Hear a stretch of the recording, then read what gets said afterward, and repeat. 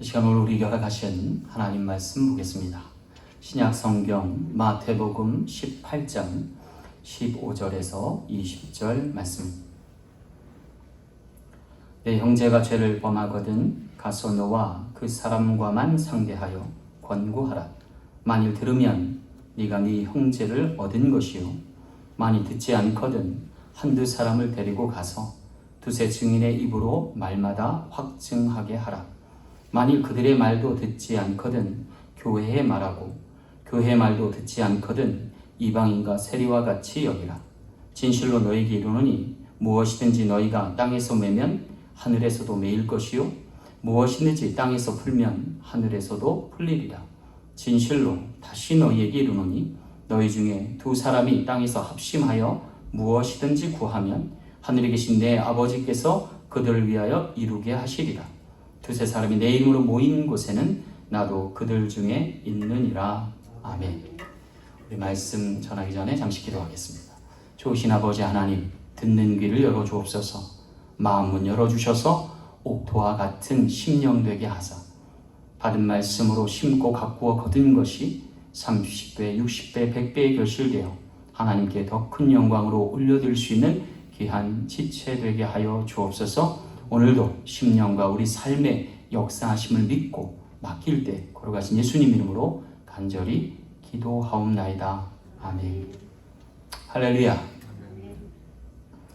시인 양광문인의 시 가운데 꽃잎이 모여 꽃이 됩니다 라는 시가 있습니다. 내용인즉슨 이렇습니다. 꽃잎이 모여 꽃이 됩니다. 나무가 모여 숲이 됩니다.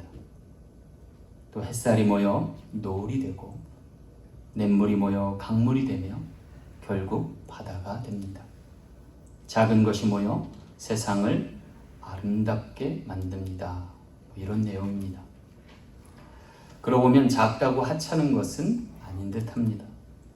점이 모여 선이 되고, 선이 다 면이 되며, 면이 쌓여 물체가 되고 결국 형체가 되기 때문입니다.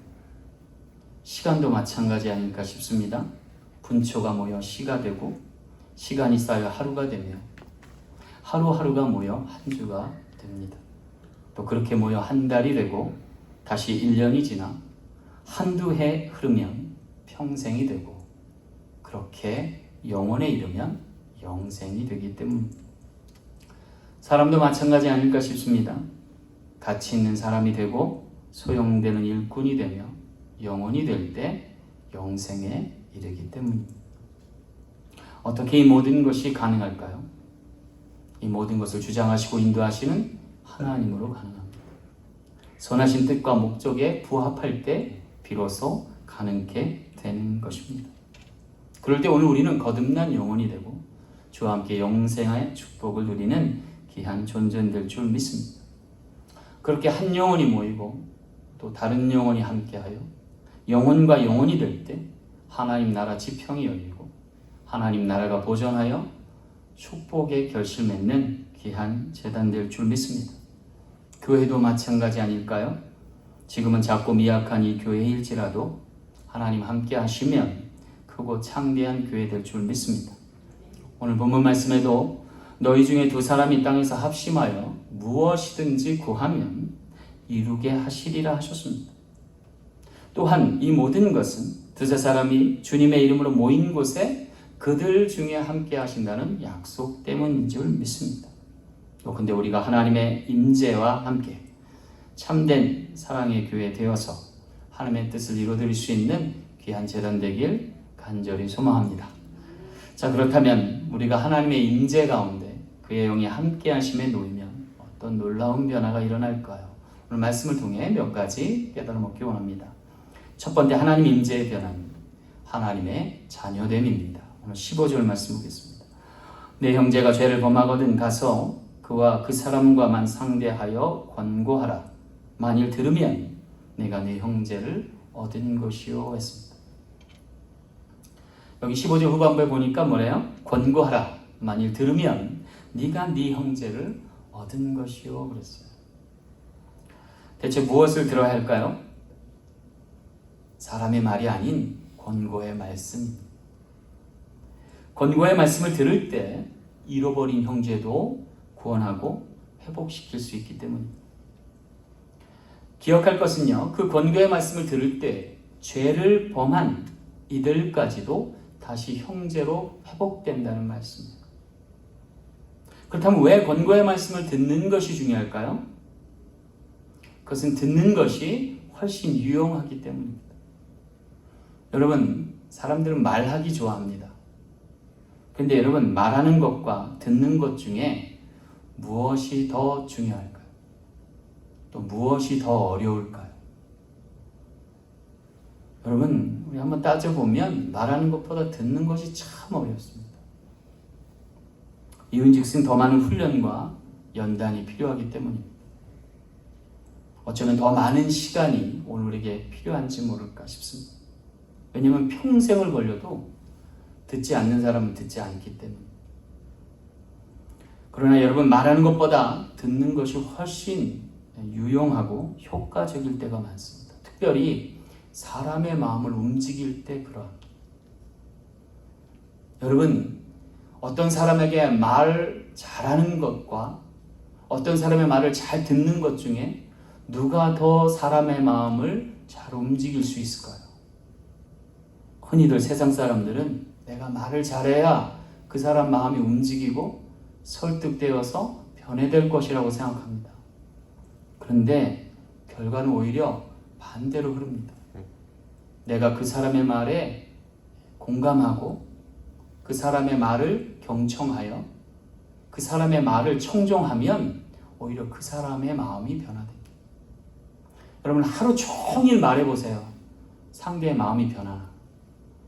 그러나 단 1시간만이라도 그 사람의 이야기를 잘 청종하면 그 사람 마음이 움직입니다. 여러분, 예를 들어볼까요? 우리 여자분들 어떤 남자가 좋으세요? 듣기를 포기한 남자들이 좋으세요? 기꺼이 들을 줄 아는 남자가 좋으세요? 돈 많은 남자가 좋은가요? 그건 제가 미처 몰라요. 여러분, 기꺼이 들어줄 줄 아는 남자가 좋지 않아요?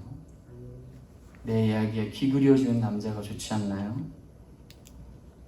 여러분, 그런 남자들은요, 여자분들에게 인기가 많아요. 왜 그래요? 내 얘기를 심도 깊게 들어주기 때문에 그래요. 진심으로 받아들이기 때문에 그래요. 여러분, 그것은 주님도 마찬가지세요. 주님도 분주히 주님을 위해서 뭔가 일하려 했던 마르다보다 주님의 말씀을 듣기 위하여 그분 발 앞에 경청하던 마리아를 훨씬 더 칭찬하셨잖아요. 여러분, 우리가 왜 말씀의 자리인 이 예배당에 나옵니까?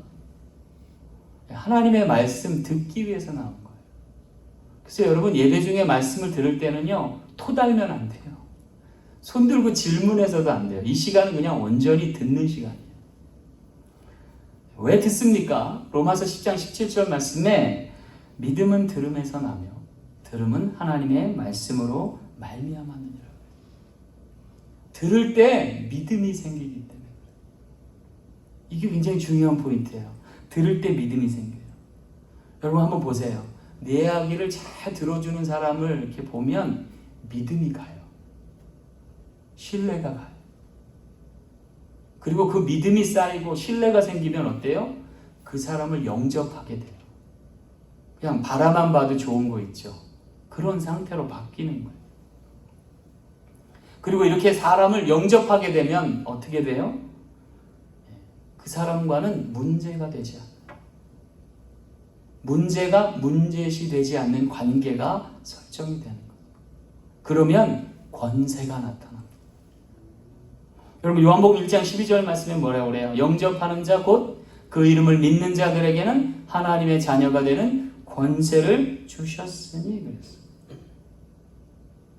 여러분, 우리가 하나님 말씀을 잘 청종해서 믿음으로 예수 그리스도를 영접하면 하나님의 영이 우리를 주관하실 뿐 아니라 우리를 하나님의 아들인 예수 그리스도와 동등됨을 취하여 아바 아버지로 고백할 수 있는 자녀 삼으시는 거예요. 다시 말해 그리스도와 형제와 자매가 돼요. 이보다 더 큰 영광은 없고 이보다 더 큰 권세는 없는 겁니다. 사랑하는 성도 여러분, 지금 코로나 바이러스가 창궐합니다. 미국에 이 같은 재난을 만난 적이 없대요. 지난주도 4,000명이 넘게 확진자가 늘었어요. 이곳에서.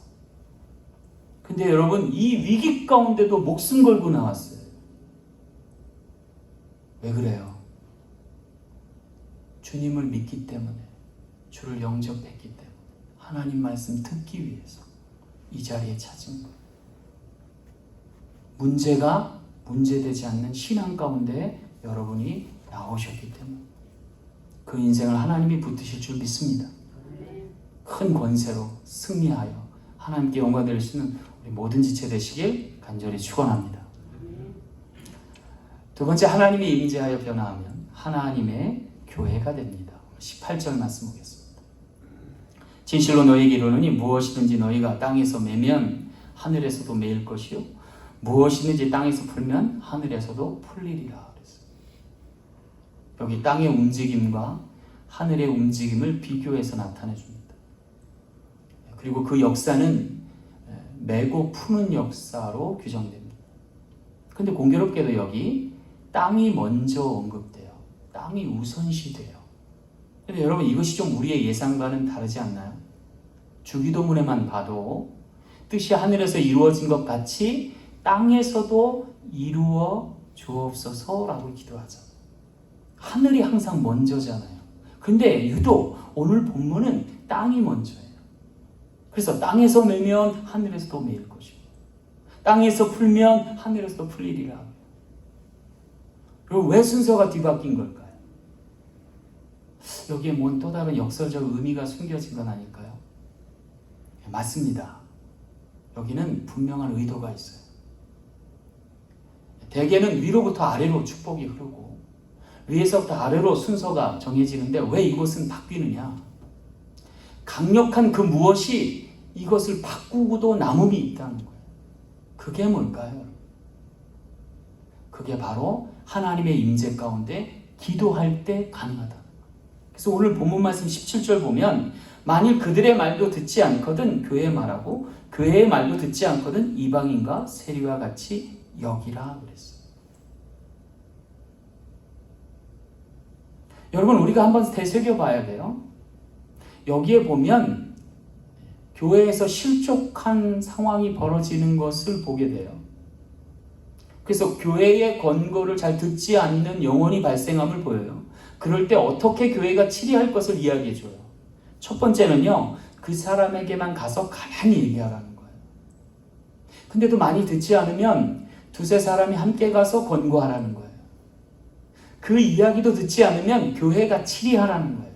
그리고 교회의 치리도 받아들이지 않으면 그때는 이방인과 세리처럼 여기라는 거예요. 여러분, 좀 가혹하지요? 그러면서도 마땅해 보이죠? 그런데 여기서 정말로 그렇게 교회의 치리를 거부하는 사람에 대해서 세리와 이방인처럼 취급하라는 메시지일까요? 여기 19절 말씀을 보면 좀 다른 뉘앙스를 이야기해줘요. 19절에 뭐래요? 너희 중에 두 사람이 땅에서 합심하여 무엇이든지 구하면 하늘에 계신 내 아버지께서 그들을 위하여 이루게 하시리라. 이게 무슨 얘기예요? 이방인과 세리와 같은 사람일지라도 너희들이 합심하여 구하면 형제로 다시 받아주겠다.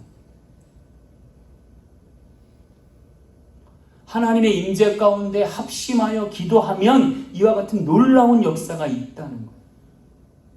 실제로요, 여러분, 예수님께서는요, 세리인 마태를 제자로 삼았어요. 세리장이었던 삭개오를 이웃으로 맞으셨어요. 가늠한 여인을 용납하시고 마리아와 같은 창기를 용서하셨어요. 그리고서는 주님은 한결같이 제자들에게 얘기해요. 기도 외에는 이런 유가 나갈 수가 없다. 이것이 유대교와 기독교의 차이입니다.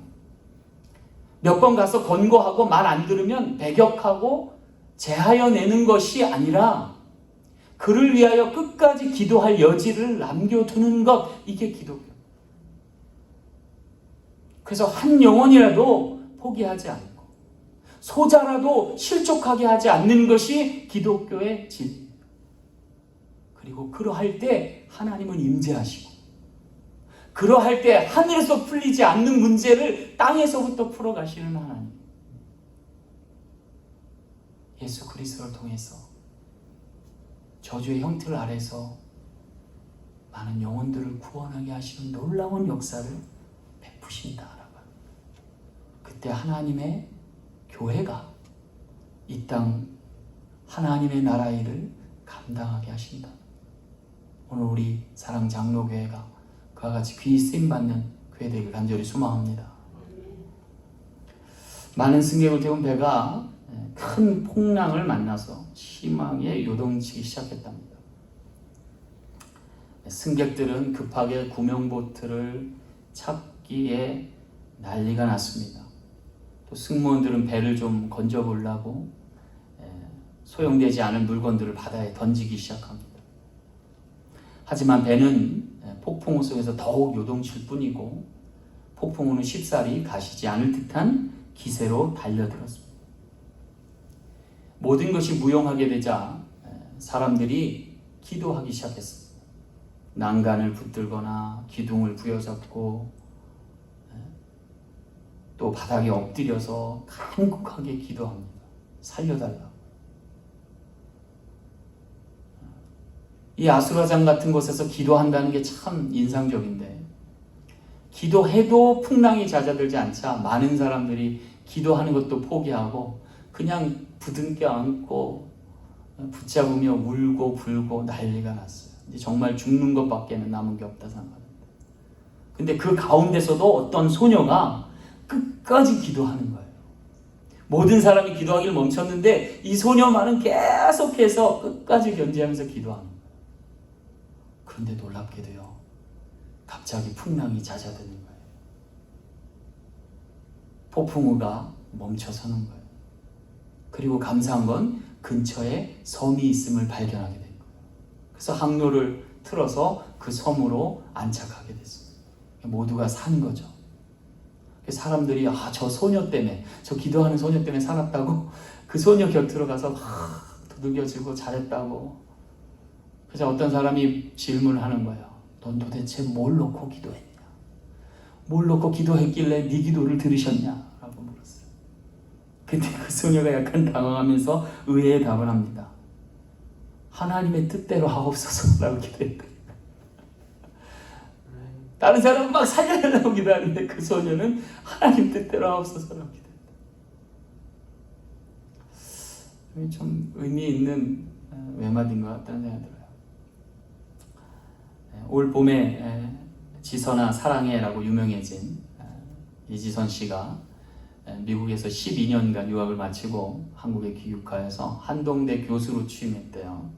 그래서 여러 매체들이 이제 인터뷰하는데 한 인터뷰를 봤는데 진행자가 그녀에게 그렇게 물었대요. 사고를 당했을 때 얘기를 좀 해주세요. 미안하지만 이렇게 물었어요. 근데 이 지선자매가 뭐라고 답했냐면 저는 사고를 당하지 않고 사고를 만났어요 라고 답하는 거예요. 사고를 당한 게 아니라 사고를 만난 거예요 라고 얘기해요. 그 말에 저 굉장히 가슴이 왈칵 다가왔어요. 누구라도 저는 사고를 당했어요 라고 말할 법한데 그녀는 사고를 당한 게 아니라 사고를 만난 거라고 얘기하더라고요. 여러분, 그 차이가 뭘까요? 사고를 당한 것과 사고를 만난 것. 사고를 당하면 그 이전 것은 생각하고 싶지 않다는 거예요. 그 사고 당시는 기억하고 싶지도 않다는 거예요. 그런데 사고를 만났다는 얘기는 그 이전에도 그 사고 당시에도 그리고 지금도 하나님은 여전히 동일하게 자신에게 역사하시는 하나님임을, 그리고 임재하고 계신 하나님임을 나타내 준다. 그렇게 제가 해석이 되더라고요. 굉장히 중요한 변화고 도전이란 생각이 들었어요. 비록 얼굴이 아직도 화상의 흉터로 얼룩져 있고 또 온 몸에 피부가 당겨서 여전히 고통스러울 것 같지만 그녀의 변화된 인격은 참으로 숭고해 보였습니다. 천사도 흠모할 만한 그리스도의 인격이 그녀를 통해서 인터뷰 내내 나타나는 것을 보고서 역시 하나님의 임재가, 하나님의 영이 함께 하시면 저렇게 변화되는, 말 한마디에도 하나님의 영이 깃들어서 그 숨결과 함께하는 것을 제가 보고 많은 감동을 받았습니다. 그래서 저도 마음을 고쳐먹기로 했어요. 누가 우리 교회, 우리 사랑교회 한마음교회에 대해서 물어보면 이제 그렇게 대답하려고요. 작년에 사고를 당한 게 아니라 사고를 만난 거라고. 그 이전에도 하나님 역사하셨고, 사고 당시에도 하나님 구원하셨고, 사고 이후에도 이처럼 하나님 역사하고 계시다. 그와 같은 고백이 우리 모두의 고백되기를 간절히 소망합니다. 그럴 때 이 교회는 하나님의 교회가 될 줄 믿습니다. 하나님이 쓰시고 하나님이 영광 받으시는 하나님의 교회 될 줄 믿습니다. 그럴 때 우리 가운데 계신 하나님을 찬송하며 그 하나님께 영광 돌릴 수 있는 우리 모든 지체 되시길 간절히 축원합니다. 마지막 세 번째, 하나님 임재 가운데 변하는 하나님의 나라가 되는 것입니다. 오늘 20절 말씀 함께 볼게요. 두세 사람이 내 이름으로 모인 곳에는 나도 그들 중에 있느니라 그랬어요. 여기 언급된 두세 사람은요, 아마도 합심하여 중보하는 기도 모임의 최소 인원이 아닐까라는 생각이 들어요. 근데 왜 하필 두세 사람일까요?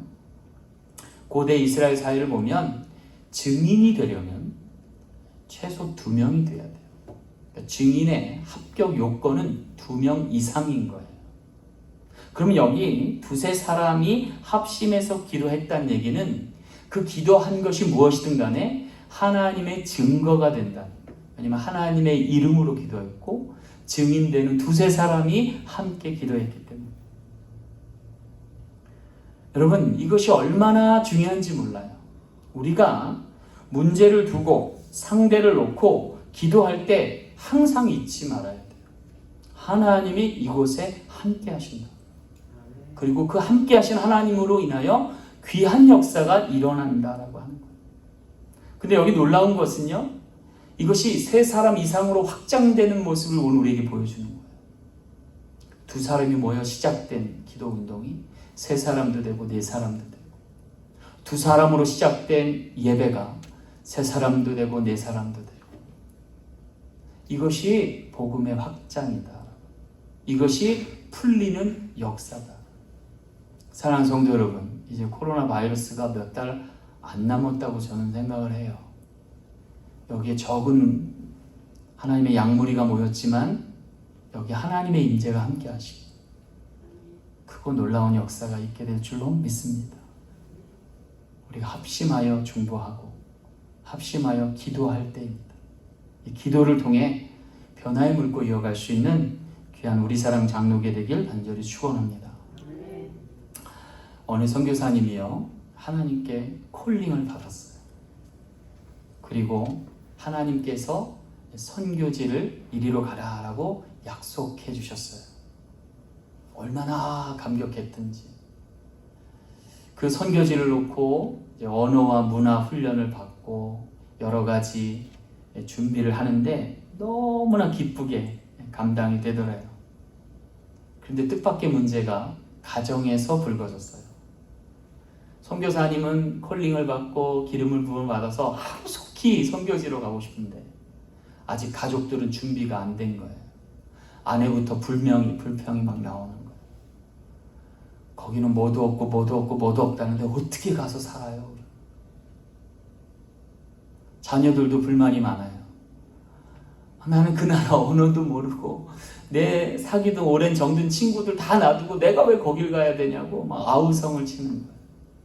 선교사님 너무 속이 상했어요.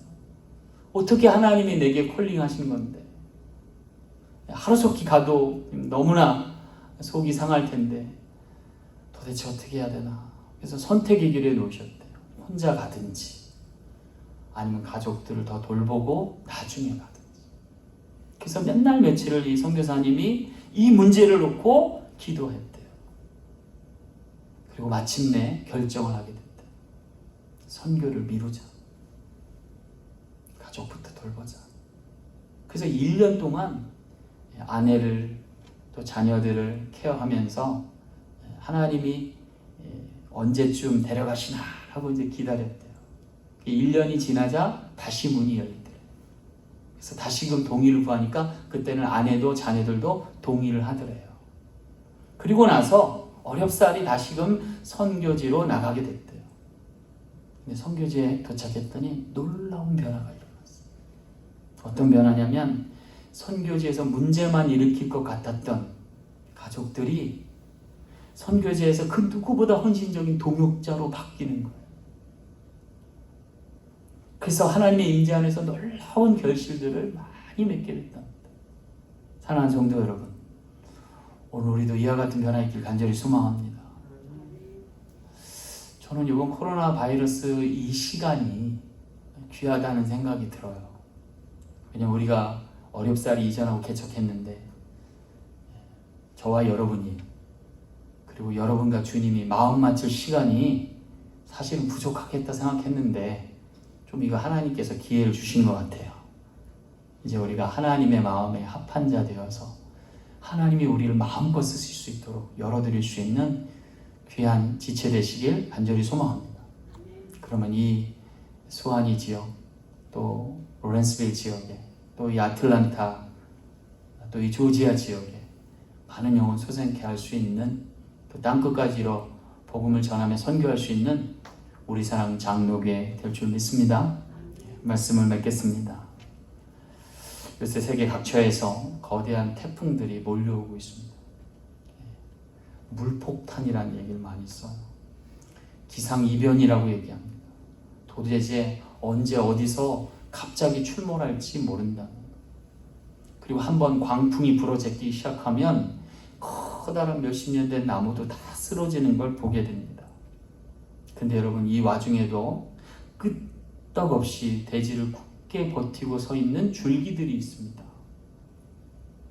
바로 억새와 갈대들입니다. 억새는 상 중턱에서, 갈대는 강 하부에서 폭풍우 몰아치는 가운데서도 끝까지 견뎌냅니다. 이리저리 마구마구 흔들릴지는 모르지만 뿌리채 뽑히거나 절대 꺾이는 법이 없다고 합니다. 이유를 알아봤더니 이 둘의 공통점이 있어요. 속이 비어있다는 거예요. 갈대 여러분 꺾어보세요. 뭐 속이 비어있어요. 그래서 자제로 유연하게 바람을 대처할 수 있다고 그래요. 그런데 놀랍게도 이 갈대를 엮어서 만든 것이 고대에 파피루스라는 게 있어요. 종이 같은 거예요. 대나무 같이 엮어서 만든. 옛날에 거기에 성경을 기록했어요. 또 그 갈대를 엮은 걸 잘 끊어서 펜을 만들어갖고 글씨를 썼대요.